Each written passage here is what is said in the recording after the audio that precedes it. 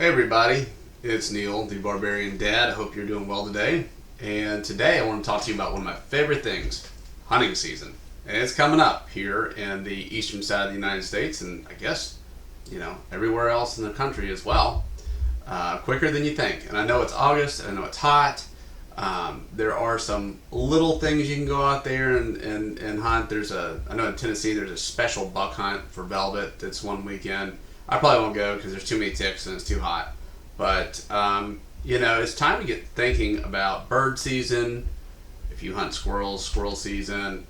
But really, for me, it's deer season, right? That's my big thing that I hunt every year. I love hunting doves. I love hunting ducks. It's a lot of fun. But the juice for the squeeze really comes for me with deer hunting. And so I want to talk to you a little bit about some things you need to do to get ready for your deer hunting and a little bit for bird hunting too. We're going to knock the bird stuff out of the way real quick. So, because most of you guys, I'm assuming if you do bird hunt, you're one of two kind of guys. You're either a guy that goes on an invite, so like maybe there's a big dove hunt like once a year, or a duck hunt that you guys pay to go to, or do something like that. It's guided, or you're one of those guys that's dyed in the wool. You've made your own dove field, or you've made you've got a pit and you're in it and you're out there all the time, and you got money invested in that. So, some things that you need to start doing for bird season right now is looking for ammo. Because of the ammo shortages and whatnot, if you want the good ammo, and I always say for bird hunting, get the better stuff. I've tried the cheap stuff from Walmart, and you are not going to shoot the same with the Walmart cheapies than you are from, a good solid Rio at 1,350 feet per second. When it comes to dove hunting, at least 1,250 probably for dove hunting is better. Now, I know some guys are a lot better shots than I am that can take those Walmart cheapies, and they've got the pattern sound and whatnot, but you can't reach out and touch. So if you are going dove hunting this year, you need to go ahead and get your license. Make sure, I can't speak for every state, but I know that in my state, the migratory bird permit is free if you buy a sportsman's license, but if you don't, it's free if you ask for it, but if you don't ask for it, they won't put it on. Big pain in the butt. So you need to consider, go ahead and get your license, go ahead and get in your shells, make sure that you got, good shoes, your boots aren't dry rotted, all that kind of stuff, right? So bird hunting's pretty easy, it's pretty fun, maybe some scissors, cut some wings. Duck hunting isn't too much different. You need to go ahead and start thinking about your waders, maybe testing them out in the pool or something like that, sitting out in the kiddie pool, or if you got a real pool, checking them out, making sure, be safe, don't drown, please.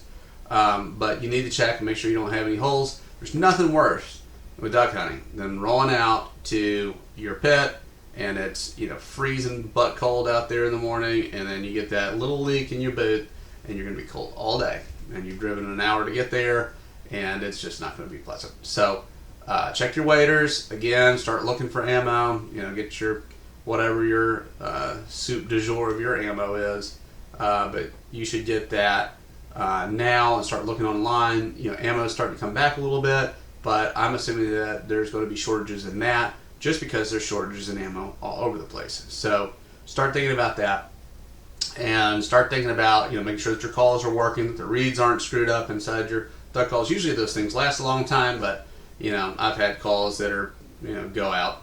Again, boots and shotguns, make sure that they're clean, not rusted and all that kind of stuff. And a lot of guys that duck hunt, your shotgun is your multi-purpose tool, and it's a boat paddle and all kinds of good stuff. But at least at the beginning of the year and the end of the year, you should run a patch down it, just make sure it's not too rusted and whatnot.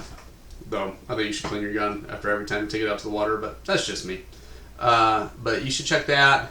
Again, licensing, already been over that. So not a whole lot you need to get ready. You need to start checking your ATVs, and that is going to kind of go for duck and dove hunting. It just kind of depends on your setup. But now's the time to make sure that your oil's changed, make sure that your tires are good, they're holding pressure, make sure that any service that needs to be done on them is good. And I know there's been times that when I used to have a four-wheeler that wasn't fuel injected, that I wouldn't worry about my carburetor, and I'd get out there and wouldn't be able to get my four-wheeler started. So that's something you need, depending on what kind of four-wheeler you have, you need to be checking, or ATV, whatever. You need to make sure that the carb's clear, it's not junked up, that it's running, it'll fire up. Maybe throw a can of ether inside your truck if you got a carb, just to make sure on those cold mornings you can actually get it started. So go ahead and start getting that stuff together. You should check your trailers. You need to check your trailer tires, make sure they're not dry rotted. Again, make sure those tires are holding air. Make sure that you've got, all the welds are good, wherever you're holding your, whatever's holding your ATV on. Make sure you got your straps to hold your ATV on. All the things that you need to do there. Make sure your lights are working. Inevitably, every year, what happens to me, sometime in the hunting season, one of my lights goes out on my trailer. I don't know what it is. I mean, the wiring looks good. It's not a problem. It's just flipping out a light, but inevitably something happens. I hit it, I ding it, or whatever, and one of my lights is out. And, I don't want to get pulled over because I got a, pretty good drive to get to the place where I'm hunting. I don't get pulled over at, 4:30, 5 in the morning because I got a light out on my trailer, and, some cop's got to fill his quota. So, those are things go ahead and check now. Even your vehicle. Some people, they drive the same vehicle all the time. I've got an old beater that I use to go into the woods. I really don't care, if it gets scratched or whatever, but, it's time to make sure that, again, same thing. Oil's changed, tire pressure, there's no issues with it, all the lights are burning, all that kind of stuff. Because, you start making this list and going down it, at 4 in the morning, or, the night before you're getting all your hunting stuff together. Not that I've ever done that, but if you're not doing that, then inevitably there's going to be something that you're going to miss. So you need to start going down that line, getting that stuff done. Deer season. Deer season is a lot more, can be a lot more in need of preparation than, ducks. Ducks, you got a blind, or you got a spot in the woods or something like that you go to, and, it just kind of depends on how you're doing. Doves, it's a field, man. And it's either, a millet or a sunflower. I've had more luck over a sunflower, or a cornfield, or whatever it is, and you're going to go sit out there and the birds are flying or they're not. Deer pattern, right? And depending on what you did last year on your property, or if you're hunting new property, or whatever, you need to go out and start scouting, okay? And so what are some examples of things why you would need to go scouting, especially at a place that you hunted for a while? Bucks don't seem to make too big of a difference. I mean, it depends on what you're into. Some people like having the cameras up and like scouting and looking for deer that way, see what time they're coming in. I think that's very cool. It's neat to be able to see deer out there. Part of the fun for hunting for me is really the surprise of what's going to be out there. But I do like to look for a deer sign. And so if you are hunting a piece of property that you've been hunting, and let's say last year you shot a matriarch doe, okay? That doe is going to change your patterns, okay? And she may be in that same field and just come out at a different spot from where your stand is. She may be totally out of the field or a section of woods, or not she, but the other deer, I'm sorry. The other deer, the matriarch deer that's taking her place, whoever's leading that herd, may change their patterns. I did this one year. I knew I shouldn't, but I shot a matriarch doe, and I shot maybe 3 does that day, and so I put a hurting on the herd, but I shot the lead doe. And when you shoot the lead doe, there's a couple problems there. One, big does make big babies, and so they have a better chance to survive, okay? And two, those does are the ones that establish their patterns, all right? And for 2 years, where my stand was, the does just came out on a different spot on the field. And I hunt a field that's a big field. It's several hundred yards across, and I don't know, man, probably like 800 yards long in its longest point, maybe 900 at its longest point. If you see it, it's pretty cool. There's some other fields that I hunt, but that's the main one. And they came out way past shooting distance. They just changed their patterns. So I had to change how I was hunting, and I didn't know that until I set up in that stand a few times, wasted a few mornings, and watched them before I changed. So wasted a couple days, right? So you need to go out and start scouting now. You can go sit up in your deer stand. You can go look for signs. It is hard. Beans are still in the field, corn's still in the field. So if you're over a field and hunting, it's going to be a little bit harder. But you can start, if you can get to your stand, you can see patterns. You can see where they've been walking through the beans. You can find footprints and all that kind of stuff.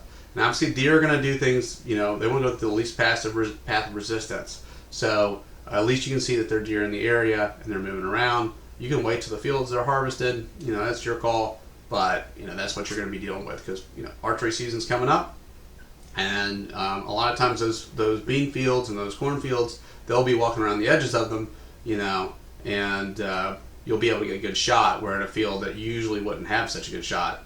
But they don't want to walk through all those tall corn stalks or whatever. They will, but they're going to walk around the edges. It's easier for them, and they'll have better sight. They don't want to be blinded, because they're looking for predators and whatnot.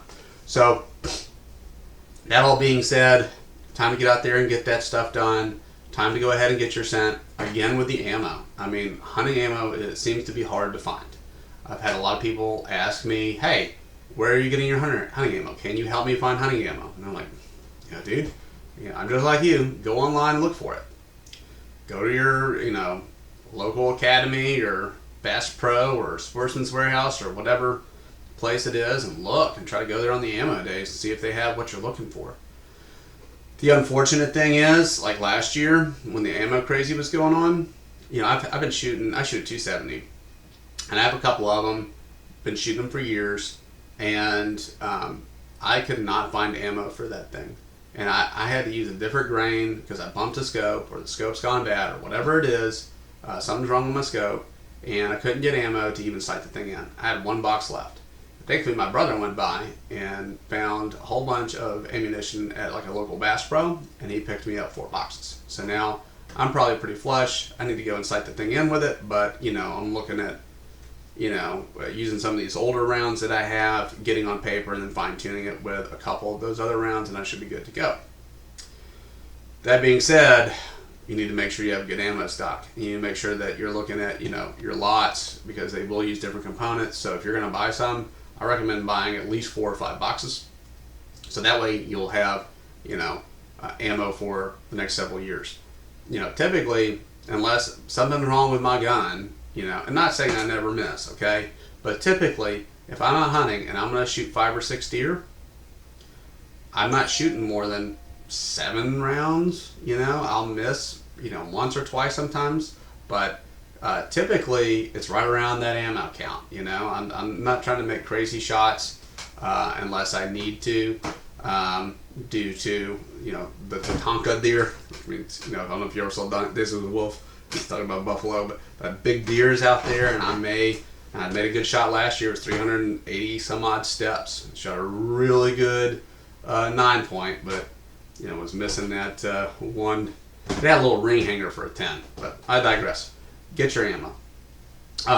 Also, past that, you need to start considering your scopes and whatnot. So you do need to go ahead and get, once you get your ammo, or if you've got ammo, or if you reload, whatever it is that you do, you need to go out there and take that scope out, and you need to shoot it, okay? And a lot of people don't do this. I didn't do this for a long time, but it'll bite you in the butt when you pull that rifle out and you hadn't touched it for some months, but it got bumped in there when you were grabbing something else, or whatever, or you bumped it on your way into the safe, or however it happened. Your scope might be off, or it might be broken or busted or whatever. This kind of stuff happens. So go ahead and start looking at your glass, looking at your rifle, make sure it's not a rust bucket, clean it, make sure your ammo's good, make sure your sling's good, make sure your stands are good. Again, you can scout out there. You can dual purpose when you're out there scouting. You can check your stands and make sure that the limbs haven't fallen on them, there's no busted ladders, nobody's stolen them, all that kind of stuff. And maybe you're a guy that does tree climbing, in a climber stand. You can go ahead and start clearing off your stands, and go ahead and start cutting. I hate a climbing stand personally, because I think it makes too much noise, and I don't like getting sweaty and carrying a stand in. But that's my preference, and it just kind of depends on what you're hunting. If you're hunting on public land, you got to do that. But you can go ahead and start making some clearings on some of that public land if you're doing that. During your scouting, and make your life a little easier when you get up into that tree. Yeah, somebody else could find it, but just get there early if you're doing that, right? So be thinking about that. Be thinking about scents and whatever if you use them. Checking your grunt calls. If you don't use a grunt call for whitetail, you are missing out on life. And if you don't know how to do it right, there's YouTube videos to it. Maybe I'll do one, because I listened to a guy once, an old hunter, and he taught me how to talk to the deer with the deer grunt. And I will say, next to my rifle, that my grunt call is the most important piece of kit that I have. Now, maybe my knife. It's the most important piece of kit that I have for killing deer. If you do it right and during the right seasons, you can fool deer to come to you. I've brought in herds of over 25 deer up underneath my stand doing that. I have brought in bucks from hundreds of yards away. Don't really pull them off of chasing though, but I pull them in from hundreds of yards away. The time that you'll pull deer in, does are interested in if you do a chasing grunt. And like I said, I'll do a video on this. You can pull these deer in, again, from hundreds of yards away. And if you do it in the pre-rut, sometimes a little bit in the rut, and a little bit in the second rut, it will help you. Deep into the second rut, it's not going to help you a whole lot.